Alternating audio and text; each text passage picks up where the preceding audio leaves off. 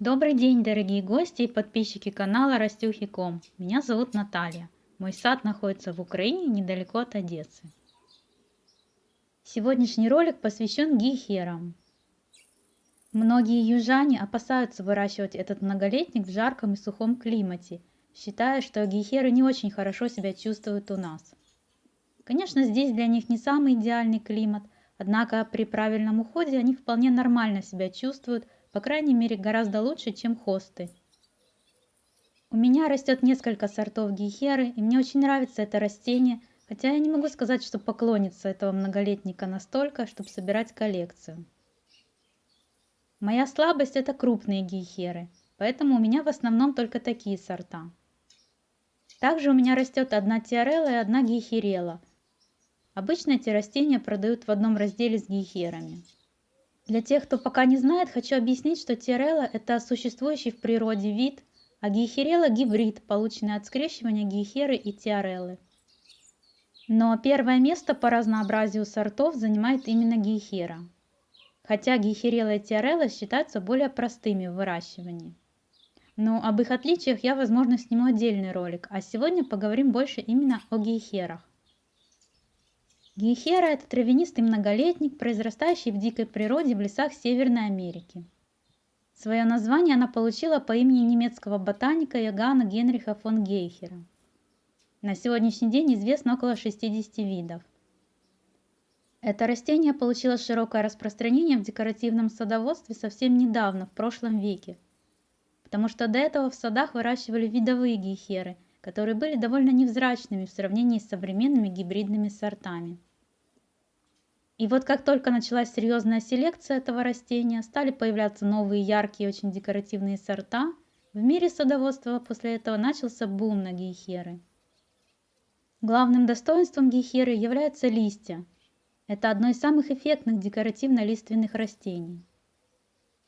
Листья гейхеры меняют свои оттенки в течение сезона, отрастающие молодые листочки имеют иной окрас, чем взрослая листва.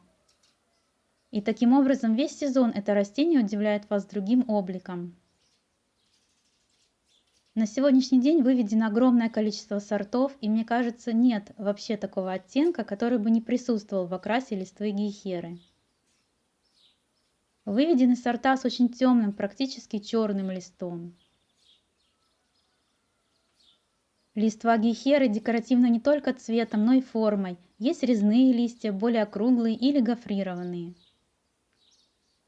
Листва многих сортов имеет контрастные прожилки. Лист может быть матовым или блестящим, опушенным или нет. Существуют довольно крупные сорта с большими листьями высотой до 50 см и миниатюрные до 20 см. Сегодня выведены даже ампельные сорта гейхеры для подвесных кашпо или подпорных стенок с длинными неспадающими побегами. Итак, первый плюс гейхеры – это высокая декоративность и большой выбор сортов. Второе достоинство – это растение вечнозеленое, так же как и гейхерелла и тиарелла. Однако сохранить свою декоративность зимой гейхера может только в регионах с мягкими зимами, где морозы не опускаются ниже 10 мороза, причем кратковременно. Я живу в регионе с бесснежными зимами, и значительные морозы у нас приходятся обычно на январь-февраль. Поэтому еще в декабре и начале января я могу любоваться гейхерами. Но после нескольких дней заморозка в минус 12 или ниже без снега гейхера выглядит уже печально. Однако весной, когда многие многолетники, у которых отмирает на зиму листва, только начинают пробуждаться, гейхера уже отращивают новые листочки и восстанавливают свою декоративность раньше. Цветет гейхера мелкими колокольчиками, собранными в ажурные соцветия на высоких цветоносах. Окраска цветов может быть зеленоватой, белой, кремовой, розовой или красной. Кстати, по цветам вы можете отличить гейхеру от гейхереллы или тиареллы. У гейхеры колокольчики, пусть даже очень маленькие, а у двух остальных цветочки, такие открытые пушистики. Цветение отдельных сортов гейхеры довольно невзрачное, и некоторые садоводы даже просто сразу удаляют цветоносы. Но у некоторых сортов цветение довольно симпатичное. Мне больше всего нравится яркое цветение гейхеры кроваво-красной. Это такой вид гейхеры. Цветут гейхеры с конца весны в разные сроки, в зависимости от сорта. Иногда и все лето продолжается цветение. И даже поздней осенью на некоторых сортах я все еще вижу цветы. Третий плюс гейхеры – это ее неприхотливость. Гейхеры абсолютно морозоустойчивы, им дают 4-ю климатическую зону, то есть примерно до минус 35, но под снегом это может быть и ниже. Вредителей у гейхер особо нет, разве что личинка майского жука может съесть корни. А из болезней гейхеры чаще всего страдают только от корневых гнилей. Место для гейхеры нужно выбрать полутенистое. Причем я бы не советовала слишком плотную тень. По моим наблюдениям, гейхеры не настолько теневыносливы, как хосты. Они любят хотя бы часть дня купаться в солнечных лучах, тогда они хорошо нарастают и цвет листвы будет ярче. Идеальным местом будет такое, где солнце бывает в утренние часы или рассеянная светлая тень целый день под кроной деревьев. Можно встретить рекомендацию, что гейхеры с темными листьями могут расти на полном солнце. У меня был такой опыт, я специально приобрела для солнечного места темнолистную гейхеру, и все было хорошо до июня. А когда у нас в июле температура поднялась до плюс 50 на солнце, листья гейхеры подгорели. Так что если у вас сухое жаркое лето, то место для этого растения выбирайте только в полутени. Гейхера, как и ее родственники Гейхерella tiarella, относится к семейству камнеломковых, и уже это дает нам некоторое понимание, какие почвы лучше всего подойдут для этих растений. Кстати, в природе гейхеры растут в горных подлесках на каменистых почвах. Для лучшего представления посмотрим на корневище взрослой гейхеры. Такая корневая система присуща именно гейхерам, у тиарелл и гейхерелл другое устройство корневой.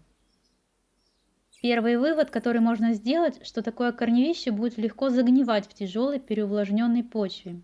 Соответственно, для гейхеры нужен дренированный грунт, а если у вас тяжелые почвы и выпадает много осадков, то высаживать гейхеру нужно на возвышении, и ни в коем случае не выбирайте место там, где может скапливаться вода весной или куда зимой вы чистите снег с дорожек. Вторая особенность, которую мы можем заметить в корневой системе гейхеры, это то, что сами корешки довольно слабые. То есть большая посадочная яма ей не нужна, на штык лопаты будет вполне достаточно. Второй вывод. Растение, несмотря на то, что боится загнивания корневища, нуждается в засуху, особенно на юге, в регулярном увлажнении. Корни ее не смогут добывать влагу из глубоких слоев. Если гейхера мало получает влаги, у нее начинают сохнуть листья. У молодых саженцев, только что посаженных, нужно замульчировать основание кустика, чтобы меньше испарялась влага, а взрослые растения закроют основание куста сами своей листвой. И третий вывод. Гейхеру вполне возможно будут угнетать более крупные соседи, обладающие мощной корневой, и особенно если вы подсаживаете молодую гейхеру к уже взрослым растениям. Вот здесь у меня клумба, где растут хосты, гейхеры и некоторые другие многолетники. Я заметила, что гейхеры рядом с крупными хостами как-то не совсем весело выглядят. Я раскопала немного и увидела, что корни хост вросли в гейхеры. Тогда я выкопала гейхеры, проложила вот такой пластиковый ограничитель. Заодно, раз я уже делаю полноценное посадочное место, перемешала свой тяжелый чернозем с песком и агроперлитом. И потом засыпала эту смесь в траншею для гейхер. Вообще идеально было бы в эту смесь добавить нейтрального торфа, половину от чернозема. И затем я снова высадила туда же гейхеры. Высаживать гейхеру нужно так, чтобы не заглублять точку роста. Справедливости ради скажу, что некоторые гейхеры у меня растут просто в черноземе и отлично себя чувствуют. Никаких посадочных ям я для них не делала. Но у меня засушливый климат и переувлажнения дождаться очень сложно. Высаживать и пересаживать гейхеры можно и весной, и осенью. При посадке никаких удобрений класть не нужно. Можно внести пару ложек древесной золы. Идеально для гейхер почва с нейтральной реакцией. Мирятся они и со слабощелочной почвой. Кислый грунт этим растениям не подходит. Если посадку вы делаете в таком месте, где достаточно много солнца будет весь день, на первое время обязательно притяните молодые саженцы. Третья особенность, которую можно увидеть здесь, это то, что корневище гейхеры нарастает все время вертикально вверх, постепенно одревесневая. и новые розетки появляются все выше и выше. В результате через 2-3 года после посадки саженца мы обнаруживаем, что гехера уже выпирает из земли. Вот так это выглядит. У разных сортов этот процесс идет быстрее или медленнее. Какой-то сорт может уже через год после посадки выдать такую морковку, а другой через 2-3 года. Но в среднем на 3-4 год после посадки у всех гехер кустик выглядит вот таким образом. Куст теряет декоративность, разваливается. Но главное, что корневище оказывается под воздействием мороза и иссушающего ветра. Гехера, которая уйдет в зимовку в таком виде, рискует из нее не выйти вовсе. Что с этим делать? Во всех источниках вы прочтете или услышите, что есть только одно решение. Такое растение нужно выкопать, поделить, убрать старое корневище и высадить уже молодые розетки. И вот так с каждой гехерой нужно поступать каждые 3 года. Когда я узнала о такой особенности гехеры, а она была у меня уже посажена, я очень расстроилась, потому что я не люблю растения быстро стареющие, быстро теряющие декоративность и требующие частого деления и пересадок. И поэтому я подумала, что, наверное, гехеры не для моего сада. Однако случайно я наткнулась на одну статью, в которой рассказывалось о возможности обновления выпершей из земли гехеры путем обрезки вот этих морковок без выкопки всего растения. Меня заинтересовал этот метод, и впервые я попробовала его на своей любимой гехере сорта «Карамель» 7 лет назад, на 3-м году ее жизни. Я нашла проснувшиеся почки в самом низу этих морковок, максимально близко к земле, и обрезала на эти почки. Все получилось очень удачно, гехера омолодилась, восстановилась, обросла новыми розетками из нижних почек. И вот в этом году будет уже, только представьте себе, 10 лет, как эта гехера растет у меня на одном месте, и я ее ни разу не выкапывала. Только обрезала раз в 3 года. И с остальными своими гехерами я поступаю точно так же. Но об этом будет отдельное подробное видео. Таким образом, я выкапываю свои гехеры только в 2 случаях. Либо если мне нужно их пересадить в другое место, либо если я вижу, что растение как-то плохо выглядит. И тогда я обычно выкапываю и смотрю, что там с корнями. Далее кратко рассмотрим основные элементы ухода за гехерами в течение года. Как и для всех зимне-зеленых растений, в конце зимы и весной для гехер может возникнуть угроза физиологического иссушения или, как говорят, обгорания.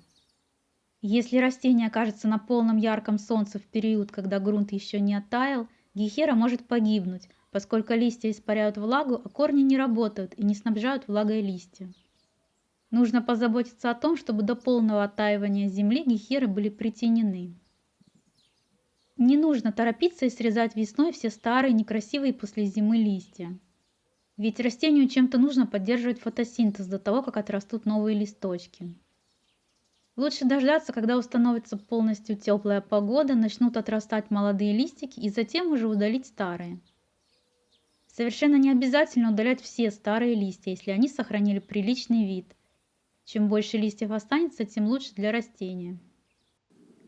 В это время при обрезке листвы можно хорошо осмотреть гехеру, оценить, насколько уже у нее корневище вышло из земли и принять решение о необходимости омолодить растение. Я подкармливаю свои гехеры 1 раз в год весной комплексным минеральным водорастворимым удобрением. Гехеры не нуждаются в интенсивных подкормках, а переизбыток азота им может только навредить. Летом гехеры не требуют какого-то особого ухода, кроме стандартного, как и для всего сада, полив, если нет дождей, и прополка сорняков. Осенью гехеры, у которых оголилось корневище, нужно окучить землей, компостом или торфом. Листья в коем случае срезать нельзя, ведь это вечнозеленый многолетник. Я гехеры никогда не укрывала, да и в более северных регионах они зимуют без укрытия. Но при желании можно присыпать их листвой ореха или дуба, которая долго не перегнивает, или лапником. И, как я уже сказала, не торопитесь раскрывать гехеру весной, пока не оттает грунт. Гехеры размножают в основном черенкованием розеток, но также иногда делением куста и, как совсем редкий метод, семенами. О размножении гехеры я также сделаю отдельный ролик. Надеюсь, это видео было полезным для вас. Спасибо за внимание. Заходите на мой сайт rastюхи.com и пусть ваши растюхи растут и радуют вас.